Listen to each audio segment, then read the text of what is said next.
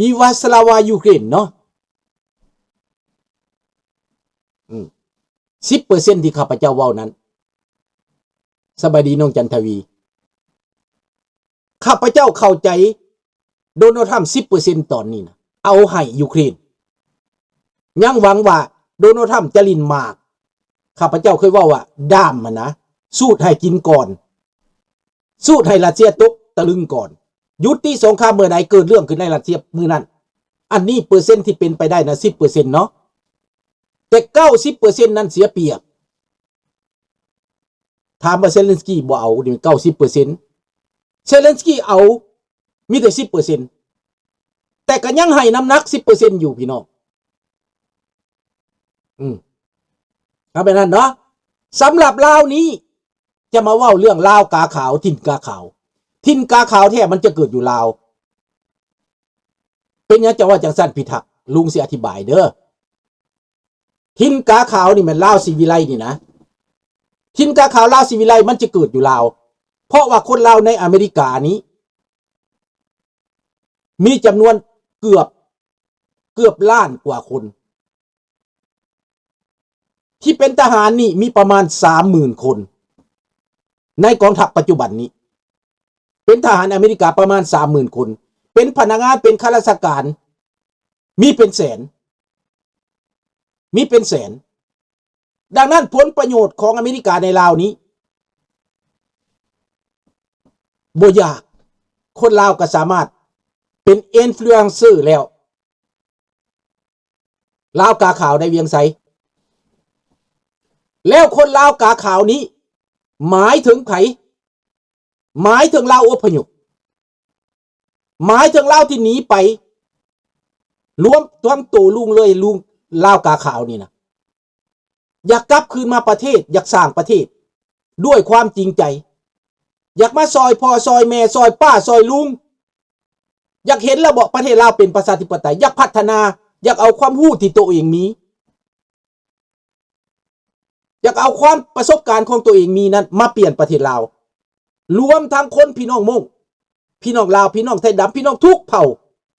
ที่ออกจากประเทศลาวไปอยู่อเมริกาเป็นลาวกาขาวและจะสร้างลาวถิ่นกาขาวนี้ได้แนวใดประเทศไทยที่ว่าถิ่นกาขาวลาวศิวิไลนี่นะหมายกว่าพี่น้องลาวอีสานเข้าใจคนลาวหลายขึ้นจะเข้าใจคนลาวหลายขึ้นในเมื่อคนลาวเจริญแล้วคนอีสานก็จะ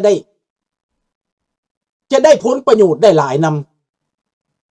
ำจะได้มีความสุขนำคันลาวเจริญคันลาวเป็นประชาธิปไตยนั่นไปมาหาสู่เป็นคนอีสานนี่เขาจะไปหากันเขาจะไปมาหาสู่ค้าขายนำกันดังนั้นอีสานเกษตรกลายเป็นถิ่นกาขาวแบบบ่ได้ตั้งใจแบบบ่มีผู้ใดห้ามได้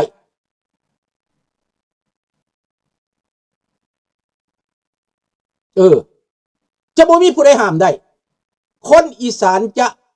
นิยมชมชอบมาเวียงจันทน์มาลาวเที่ยวลาวกินลาวไปลาวม่วนลาวพัวพันกันเพราะว่าเขาเป็น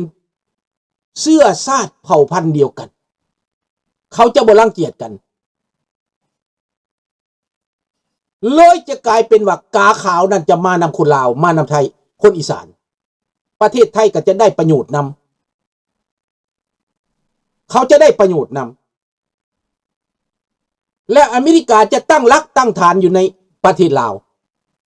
คนลาวน่ะก็อเมริกาเนี่ยแหละอเมริกาลาวนี่ตั้งรักตั้งฐานในประเทศลาวจะให้ญี่ปุ่นสร้างถนนไฮเวย์บริษัทญี่ปุ่นมาโดยตรงคนลาวก็จะกลับคืนมาสร้างเศรษฐกิจการเมืองที่เป็นประชาธิปไตยที่ให้ความยุติธรรมจะเปลี่ยนเป็น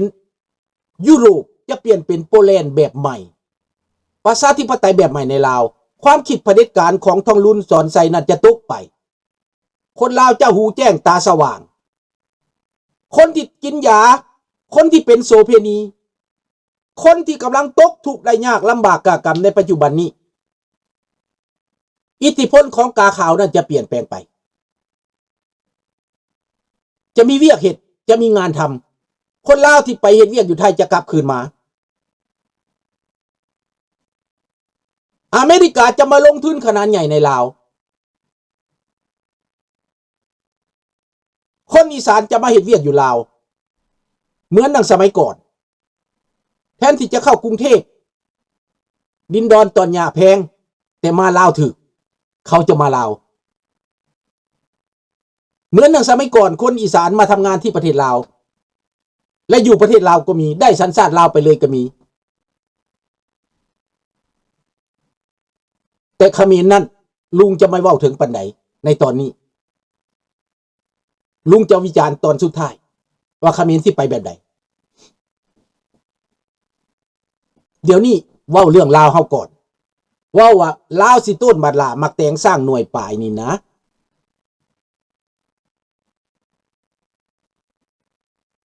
จะบ่เป็นแบบนั้นพิทักษ์จะบ่เป็นการต่อต้านไทยจะบ่เป็นการต่อต้านเพราะในอดีตนั้นคนอีสานต่อต้านไทยนั้นย้อนว่าคอมมิวนิสต์มาแทรกแซงหลานแต่ครั้งนี้บ่แม่นคอมมิวนิสต์แทรกแซงคนอีสานอยากมาอยู่ลาวโดยตรงโดยบ่มีผู้ใดห้ามรัฐบาลไทยก็บ่ได้ห้ามจะอยากไปไสเจ้าก็ไปเพราะว่าเขาบ่ได้ต่อต้านเขามาเฮ็ดงานเขามาอยู่เขาไปเขามาสบายย้อนว่าทิ่นกาขาวนั้นมันบริสุทธิ์เขาปกครองแบบประชาธิปไตยเจ้าอยากไปอยู่ไสเจ้าก็ไปคนงานอีสานอยากมาลาวก็ได้คนงานลาวอยากไปอีสานก็ได้มันจะเป็นถิ่นที่ว่ามันจะเป็นถิ่นที่เป็นน่าอยู่เรื่องบริษัทสตาร์ทอัพจะมาจากคนลาวต่างประเทศ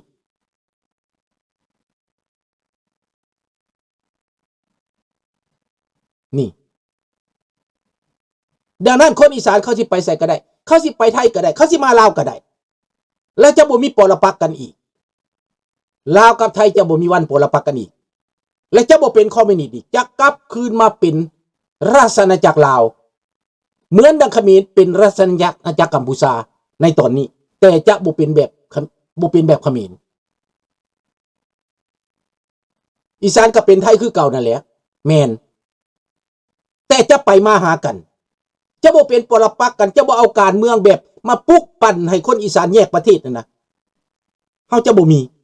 คนลาวจะบ่มีเลยบ่มีความคิดแบบปลุกปั่นให้แยกประเทศนั่นน่ะมีแต่ไปมาหาสู่มีแต่เขาฮ้องว่าแบบยุโรป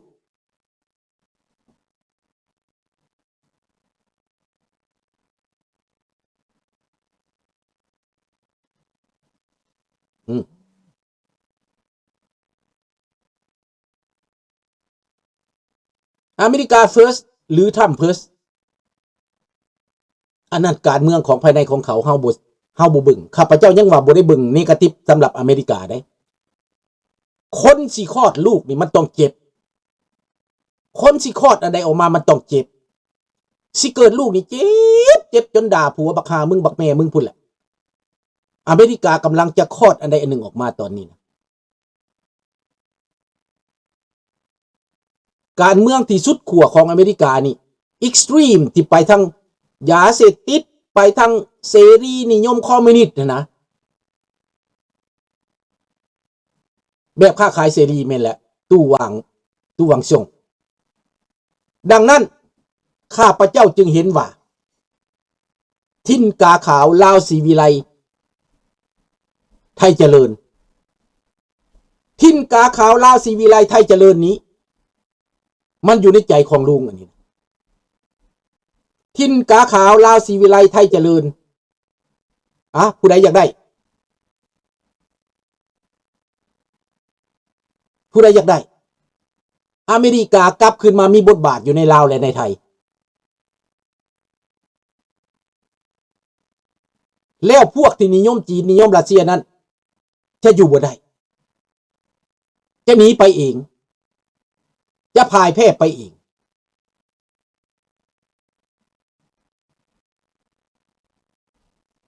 นี่เฮาบ่ได้เว้าถึงแก้วเด้อนี่นะเฮาเว้าถึงที่ว่าอเมริกามามีบทบาทในลาวแล้วคนลาวเจริญคนไทยมาเฮ็ดเวียกอยู่ลาวแล้วคนไทยก็อยากได้ความคิดแบบลาวนี่ไปอยู่อีสานนะ ถิ่นกาขาวลาวศรีวิไลไทยเจริญฟังดีๆเราจะเลือกอะไรเพื่อนแท้ๆของคนอีสานเพื่อนแท้ๆของประเทศไทยนั้นคือลาวที่มีเสรีภาพและประชาธิปไตยนะครับ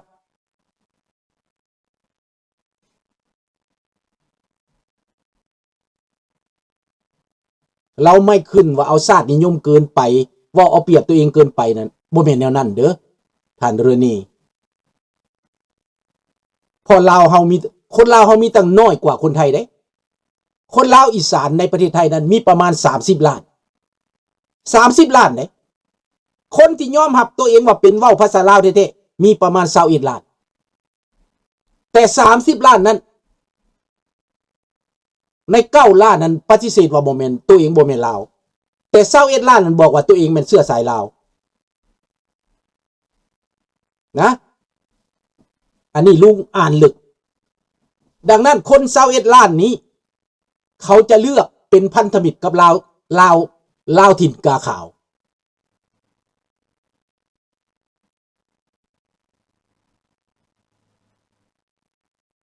ตอนนี้แมนต้อมว่างตอนนี้แมนขึ้นกับจีนขึ้นกับแก้วตอนนี้แต่ในอนาคตต่อไปที่อเมริกาเหยียบเข้ามาแล้วนะ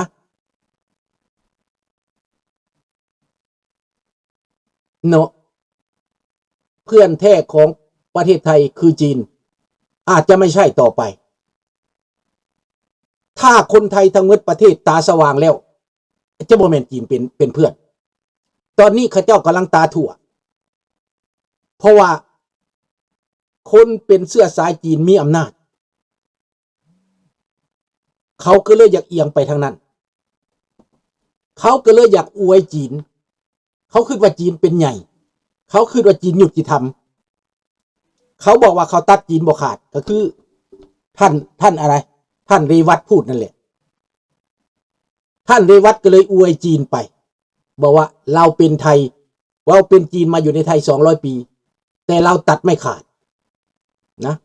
ขอบใจน้องจันทวีที่ให้กาแฟมาเด้อให้เจ้าสุขเจ้าลาภเจ้าร่ำเจ้ารวยเจ้าอยู่ดีมีแหงเด้อสุขภาพเข้มแข็งให้เจ้ามีบารมีให้เจ้ามีภูมิคุ้มกันอันล้นฟ้าเหลือแผ่นดินให้เจ้าสุขเจ้าลาภเจ้าร่ำเจ้ารวยเด้อขอบใจนี่แหละพี่น้องข้าพเจ้าอยากเห็นที่ข้าพเจ้าเว้ามาเมื่อกี้นี้ข้าพเจ้าบ่ได้ต้านไทยได้ข้าพเจ้ายังหักประเทศไทยเพราะว่าคนไทยในประเทศไทยนั้นเกือบ3 ล้าน30 ล้าน21 ล้านที่ว่ายังเป็นเสื้อสายที่ว่ายอมหับกันอยู่ถิ่นกาขาวลาวศรีวิไลถิ่นกาขาวจะเกิดอยู่ลาวก่อนลาวศรีวิไลไทยเจริญนี่แหละก็เป็นตอนที่เขาคนไทยยังมองบ่ออกยังบึกบ่ออกว่ารัฐบาลแต่ละรุ่นแต่ละสมัยดึงประเทศไทยไปหาจีนนะคัดขวางเรื่องความจริงคัดขวางเรื่องประชาธิปไตยคัดขวางเรื่องการสู่เป็นเสรีนี่เอาเรื่องอื่นมาบังไว้ปิดบังประชาชนนั้นมันจะมาจากถิ่นกาขาวลาวเจริญลาวศรีวิไลไทยเจริญนี่แหละมันจะมาจากตัวนี้แล้วคนไทยทั้งประเทศก็จะได้เห็นกระแสของถิ่นกาขาวลาวศรีวิไลไทยเจริญคำว่าไทยเจริญแม่นอย่างแม่นประชาธิปไตยเต็มร้อยพรรคไหนได้การเมืองขึ้นมาก็จะไม่ได้ล่มล่างกันลงอีกถ้าใครเลือกได้คนนั้นจะปกครองไป4 ปีถิ่นกาขาวลาวศรีวิไลไทยเจริญหมายความว่าไม่มีการปฏิวัติด้านการทหารอีกไทยจะมีประชาธิปไตยความยุติธรรมจะดีขึ้นประชาชนจะเห็นสว่างขึ้นไม่ได้เอาแก่แต่ตัวเองเอาแต่ตัวเองบ่แม่นไม่เอาเปรียบคนอื่นจิตใจจะเป็นประชาธิปไตยจะงดงามขึ้นจะกว้างขวางขึ้นจะยุติธรรมขึ้นมาจากอิทธิพลถิ่นกาขาวลาวศรีวิไลไทยเจริญ